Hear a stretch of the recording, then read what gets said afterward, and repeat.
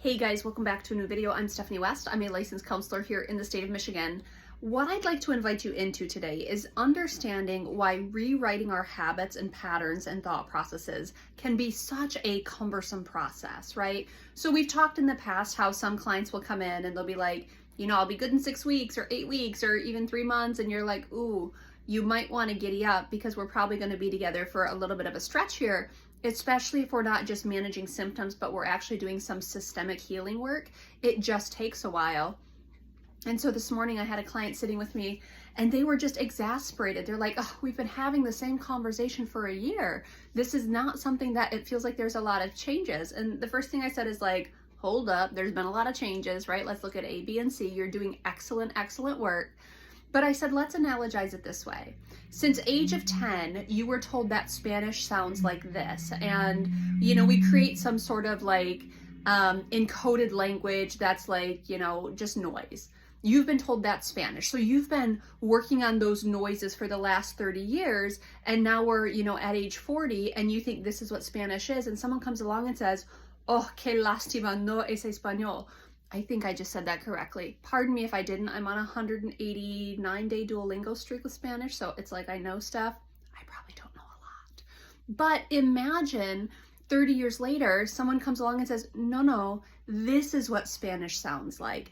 And now you have to relearn what Spanish is. But the issue is you thought you were speaking it right the whole time. You thought you were speaking it correctly.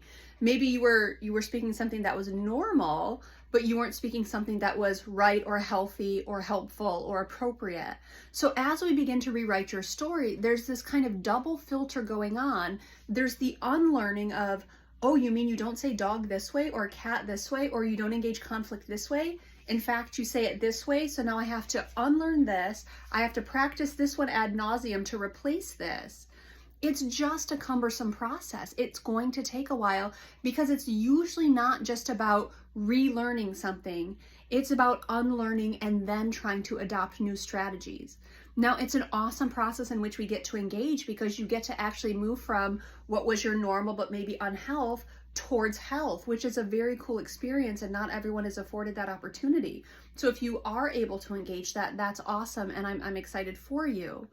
But the problem is it is a cumbersome process because you thought this language was the correct language or it was the normal language. And then someone comes along 10, 20, 30 years into it and says, nope, you're not saying things correctly at all. This is actually what it looks like.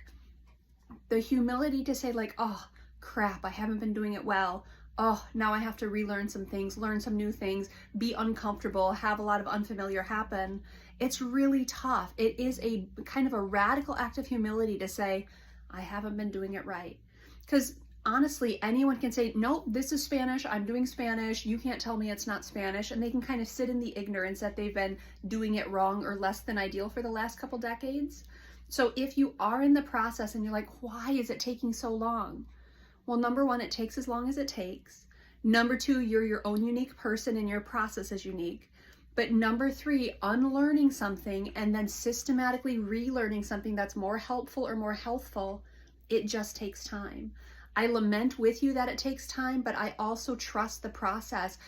We've said it before, proceed as though success is inevitable. If you're willing to commit to the process and you're willing to unlearn and then relearn, so many things will be afforded to you. So many things will be afforded to the relationships in which you engage. A lot of people will be positively affected if you are willing to learn the language well, even if it's unfamiliar, even if it's scary, even if it's different than what you've known in the past. If you're willing to unlearn and relearn, a lot of really cool things can happen.